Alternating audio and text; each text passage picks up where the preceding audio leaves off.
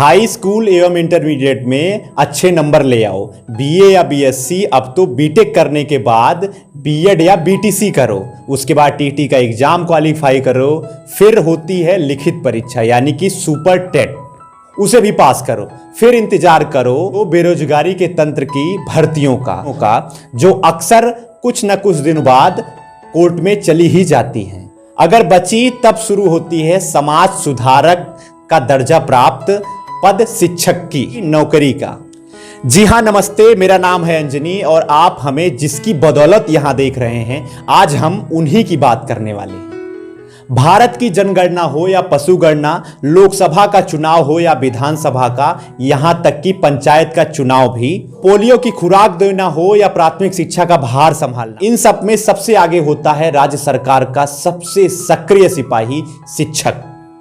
इतना सब कुछ करने के बावजूद भी क्या राज्य सरकारें शिक्षक को लेकर इतना संवेदनहीन हो सकती हैं? फिर चाहे उसकी सरकार बनाना हो या सरकार को चुस्त दुरुस्त चलाना हो, हर जगह शिक्षक ही तो खड़े होते हैं।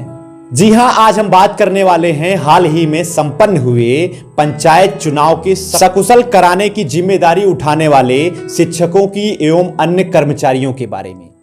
शुरुआत करते हैं साल के पहले माह से, जब कोरोना की पहली लहर अपने अंतिम दौर में थी। शिफ्ट में ही सही, लेकिन प्राथमिक शिक्षा अपनी पटरी पर लौटना शुरू हुई थी। पूरे प्रदेश में देरी से हो रहे पंचायत चुनाव की सुगबुगाहट, सरकारें भी पंचायत चुनाव कराने में व्यस्त थी, नेता भी चुनाव प्रचार में जुट गए थे और लोग लगभग कोरोना को भूल चुके थे। इसी बीच निर्वाचन आयोग यूपी में पंचायत चुनाव की घोषणा करता है। निर्वाचन अधिकारी भी भूल गए थे कि अभी हमारा देश कोरोना की भीषण महामारी से निकला ही था। यूपी में 4 चरणों में पंचायत चुनाव होने की घोषणाएं हो चुकी थी। अब बारी थी अग्रिम पंक्ति की योद्धा की भूमिका निभाने वाले पंचायत के चुनाव को कराने वाले अध्यापकों एवं राज्य कर्मचारियों की जिम्मेदारी निभाने की। मास्क लगा सैनिटाइज हुए निर्वाचन सचिव को इस भयंकर महामारी के दौर में पंचायत चुनाव कराना आसान लग रहा था। पहले ही डिप्टी बीएसए एवं एसडीआई को यह संदेश भेज दिया गया था कि ड्यूटी पंचायत चुनाव में सबको करनी है, किसी की भी ड्यूटी नहीं कटेगी। लॉकडाउन में विद्यालय बुलाकर इनको तसल्ली नहीं हुई थी। जी हां, अधिकतर अध्यापकों की ड्यूटी लॉकडाउन में प्रवासियों की देखभाल एवं उनकी जांच में लगाई जा चुकी थी। शिक्षकों के हक की बात करने वाले शिक्षक संघ ने सरकार को चेताया कि चुनाव को कुछ दिन के लिए और भी टाल दिया जाए, लेकिन संपूर्ण देश में अपने वर्चस्व की चाहत रखने वाली वर्तमान सत्तासीन योगी मोदी सरकार ने शिक्षक संघ की इस अपील को एक न सुनी।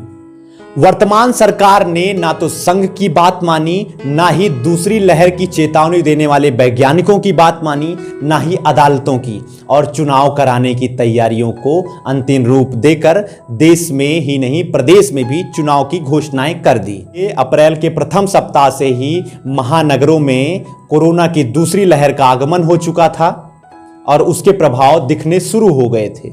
5 साल में एक बार आने वाले इस पंचायत चुनाव के महोत्सव में कोरोना की पहली लहर से बचे गांव देहात भी अपनी जान जोखिम में डाल जुट चुके थे। किसी को ना कोरोना का डर था, ना ही इस बीमारी का। प्रदेश के 58,000 ग्राम पंचायतों के लगभग 12 करोड़ मतदाता अपनी जान को जोखिम में डाल पंचायत चुनाव के लिए तैयार थे। इन 12 करोड़ मतदाताओं के सकुशल वोट डलवाने की जिम्मेदारी शिक्षकों की थी। इस जिम्मेदारी से तो यही लगता है कि निर्वाचन आयोग ने राज्य सरकार से इन्हें खरीद ही तो लिया था। इतनी सारी मशक्कत के बाद मिली सरकारी नौकरी और वेतन कटने और रुकने के डर से शिक्षक सीधे ड्यूटी से मना नहीं कर पा रहे थे। थोड़ी बहुत जो रियायत भी थी वो पहले से बीमार शिक्षकों एवं महिला शिक्षिकाओं को थी। कोरोना संक्रमण के नियमों को लोग भूल चुके थे। लोगों के साथ सरकारों को भी इसकी कोई चिंता ना थी। बिना किसी रोक टोक एवं कोरोना नियमों के बचाव के तरीके अपनाए बिना उत्तर प्रदेश में धड़ल्ले से पंचायत चुनाव संपन्न कराए गए। ड्यूटी पर गए शिक्षकों, जिनको जिले से मतदान केंद्रों तक भेजने की जिम्मेदारी निर्वाचन आयोग की थी, वहां वाहन आपूर्ति न होने के कारण उन शिक्षकों को ट्रकों में लाद कर भेजा गया। चुनाव ड्यूटी से पहले एवं चुनाव ड्यूटी के बाद शिक्षकों के कोरोना से संक्रमित होने की खबरें आनी शुरू हुई। इस दौरान शिक्षक संघ ने एक बार फिर से शिक्षकों के हित की बात करते हुए सरकार को ड्यूटी ना करने का आग्रह भी किया और वो कोर्ट भी गए। लेकिन सत्ता के मद में चूर मोदी योगी सरकार ने पंचायत चुनाव को कराने की अपनी जिद को जारी रखा। पंचायत चुनाव के संपन्न होने के बाद शिक्षक संघ ने एक पत्र जारी किया जिसमें उसने बताया कि पंचायत चुनाव के दौरान एवं उसके बाद लगभग 1671 शिक्षकों की ड्यूटी के दौरान कोरोना से मौत हुई। सबसे ज्यादा मौतें आजमगढ़ जिले में हुई, जहां पर लगभग 68 शिक्षकों ने कोरोना से अपनी जान को गंवाया और किसी भी अन्य जिले में मौतों का आंकड़ा 2.5 से कम नहीं है। प्रदेश की चिकित्सा एवं मेडिकल सुविधाएं पहले से ही बेहाल थी। इसी दौरान कोरोना संक्रमण की दर एवं मौतों का आंकड़ा हर दिन रिकॉर्ड तोड़ रहा था। सरकार वोट बैंक की तरह उपयोग में आने वाले नागरिकों की जान बचाने में लगी हुई थी। कोरोना महामारी के इस दौर में जब कुछ काम नहीं आ रहा था, तब सरकार ने अपना आखिरी चारा अपनाया। पूरे प्रदेश में लॉकडाउन लगा दिया।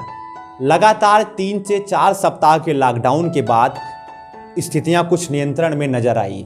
तब ध्यान गया शिक्षकों की मौत पर। सरकारी सूबे के शिक्षा मंत्री ने एक प्रेस नोट जारी किया जिसमें उन्होंने कहा कि पंचायत चुनाव में ड्यूटी के दौरान कोरोना संक्रमण से पूरे प्रदेश में सिर्फ 3 मौतें हुई हैं और 1671 शिक्षकों की मौत का जो आंकड़ा है वो बिल्कुल गलत एवं निराधार है। साथ ही शिक्षा मंत्री ने यह भी कहा कि विपक्ष इस मुद्दे को लेकर राजनीति कर रहा है। शिक्षा मंत्री के इस दलील के बाद शिक्षक संघ खफा हो गए। शिक्षक संघ ने जिलेवार संक्रमण के कारण मृतक हुए शिक्षकों की सूची जारी करना शुरू कर दिया। साथ ही उसने मुआवजे के तौर पर 1 करोड़ रुपए की राशि की मांग की। साथ ही परिजनों को नौकरी की भी मांग शिक्षक संघ ने सरकार से। सरकार के इस रवैये को देख विपक्ष भी इस मुद्दे को लेकर सरकार को आड़े हाथों ली। उसने सरकार को संवेदनहीन की संज्ञा देते हुए शिक्षकों के साथ विपक्ष खड़ा दिखाई दिया। हालांकि सरकार इस मुद्दे को भांपते हुए कुछ ही घंटों में वह बैकफुट पर आ गई और सरकार ने शिक्षक संघ की ओर से जारी सूची पर पुनर्विचार एवं निर्वाचन आयोग की पुष्टि के बाद कोरोना संक्रमण के कारण ड्यूटी के दौरान मृतक शिक्षकों एवं कर्मचारियों के आश्रितों को नौकरी देने एवं उनके मुआवजे की राशि की बात कही है।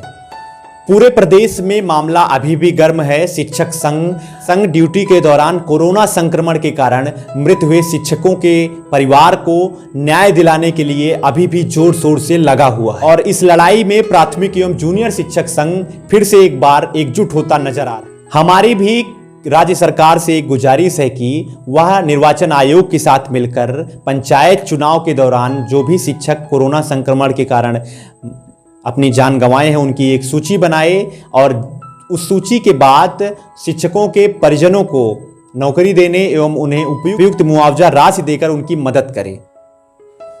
शिक्षक ही अन्य विभागों के जनक होते हैं और उन्हीं समाज के उद्धारकों के साथ अगर इस प्रकार का व्यवहार होगा तो यह एक अन्याय माना जाएगा। साथ ही इसका खामियाजा आने वाले चुनाव में सरकारों को भी भुगतना पड़ सकता है। इस मामले को लेकर पूरे प्रदेश में जमकर राजनीति हो रही है, लेकिन इस राजनीति का एक ही निष्कर्ष निकलना चाहिए, वो ये है कि पंचायत चुनाव में ड्यूटी के दौरान जो भी शिक्षक अपनी जान गंवाए हैं उनको और उनके परिवारों को न्याय मिलना चाहिए, उनकी मदद जरूर होनी चाहिए। आज के वीडियो में सिर्फ इतना ही। साथ ही जो भी पंचायत चुनाव के दौरान शिक्षक अपनी जान गंवाए हैं उन्हें हमारी विनम्र श्रद्धांजलि है, उनके परिवार जनों के साथ हमारी संवेदनाएं हैं। और साथ ही एक ज़रूरी बात जो मैं आप लोगों से कहना चाहता हूं कि कोरोना महामारी के इस दौर में आप अपना ख्याल रखिए, बेहद ज़रूरी हो तभी घर से बाहर निकलिए, सरकार के नियमों का पालन करिए और मास्क लगाइए, सैनिटाइज़र का उपयोग करिए और अपना ध्यान रखिए। बहुत बहुत धन्यवाद आपका।